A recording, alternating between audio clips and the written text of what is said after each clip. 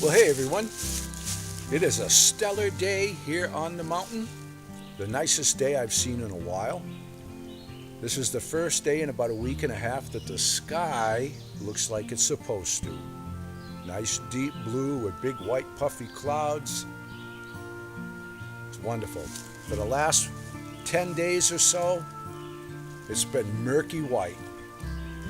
If the clouds would part a little bit, you could see a little bit of blue behind it all, but it was primarily just murky white, kind of depressing. But today it's nice and cool, crisp, dry air. Right after breakfast, we went for a nice long hike, kind of wore Frankie out, and we came back and had another coffee on the porch there. And now I'm just kicking around on the acreage that I'm buying, just kind of soaking it all up. We're going to be closing on this real soon. Beautiful piece of land. It's going to be a great addition to the homestead up here. Yeah. So, here, I'm back at the cabin. The last time I left off, Roger and I had the floor all framed up and done. We're ready to build some walls. I couldn't wait to get back up here, back to the cabin. We had another guy with us. Thought we'd get everything done. Didn't go as planned.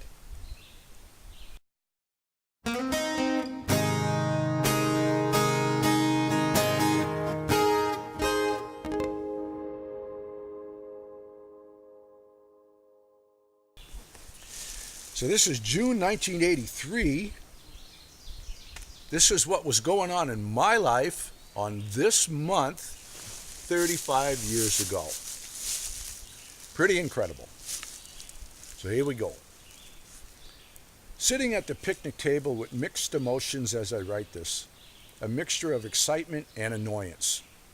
Excitement because the cabin project took a big leap forward yesterday, and annoyance because it came to a screeching halt yesterday too. Yeah. I came up by myself on Friday night, and Mark and Roger showed up around 9 a.m. on Saturday morning.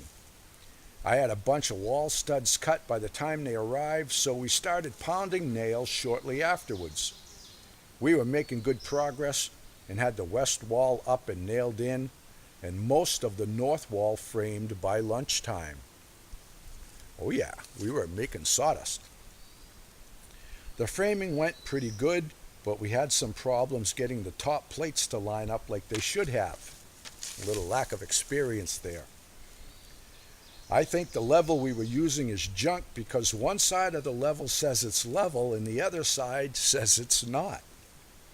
If we push the walls to the left and right, we can get the tops to line up. But if we're pushing it into level or out of level, who the hell knows? We pushed and pulled and nailed them down anyways. I think it looks fine. My, how times have changed. After lunch, Roger and I worked on the framing while Mark was cutting the 1x10s for the board and batten. Things were going good, and I was certain we'd have all the walls up and boarded before quitting time, but it didn't work out that way. Mark was using the saw, and when he ran out of gas, he mixed up a new batch and mixed it way too rich with oil. I kept hearing the saw bogging down and thought he was trying to run it with the choke on. I went to see what the problem was, and when I circled the cabin, all I could see was a big blue cloud in the driveway. What the heck? What the heck was right? That shit for brain mixed the gas and oil without measuring anything, and now the saw was running like crap. I emptied the tank into a pail and it looked like frickin' prune juice. Needless to say, I was a little pissed off. You think?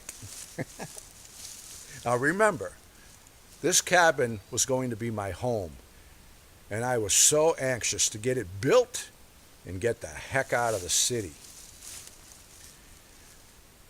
Unfortunately, it was a year before I moved in.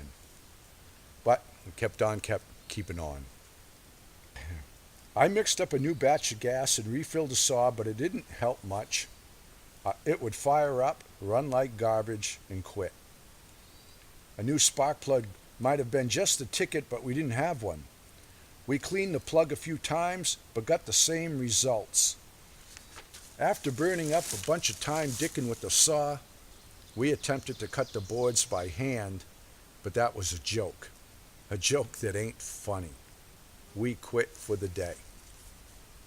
Mark and Roger took off in the evening, and I spent the night here by myself and enjoyed the solitude. I sawed and installed a few boards this morning, but didn't accomplish much.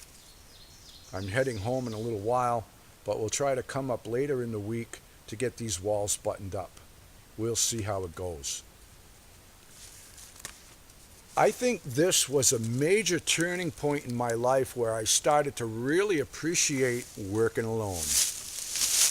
The problem was I was working with green hemlock lumber. I didn't know what I was doing. That green hemlock was super heavy, and when I started working with the 1x6s, I'll tell you what, it was a chore, and you really needed someone on the other end. But I started coming up more by myself, and I learned little tricks of the trade just by myself, using a little ingenuity, how to get some work done alone. So there was more and more occasions where I was going up there and building my cabin alone. Oh, there was plenty of times Roger come up, and I had a few friends from here now and then, but primarily I was up there solo.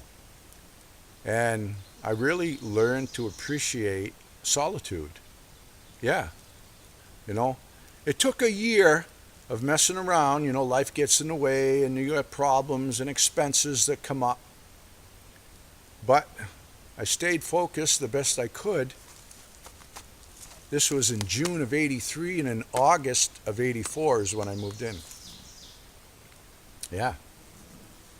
Looking back is just tremendous.